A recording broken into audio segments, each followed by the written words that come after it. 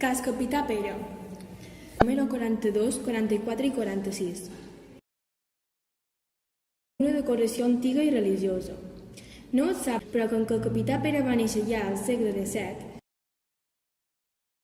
actualment són tres cases diferents i funciona com una.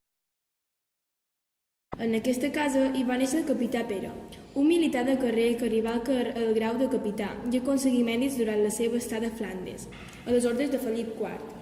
Es va retirar el 1680, va tornar a sa pobla i va morir el 1702 amb 71 anys. Va morir sense fills i va deixar la casa a l'església, però el motiu pel qual és realment important és per la donació que va fer a Lluc de dues possessions d'Escorca, menut de 400 i Binifaldó de 518 quarterades. També va contribuir a les obres del nou temple parroquial. Ell no va viure allà, sinó que va viure al número 36 d'aquest carrer, encara que aquesta casa és de la seva propietat.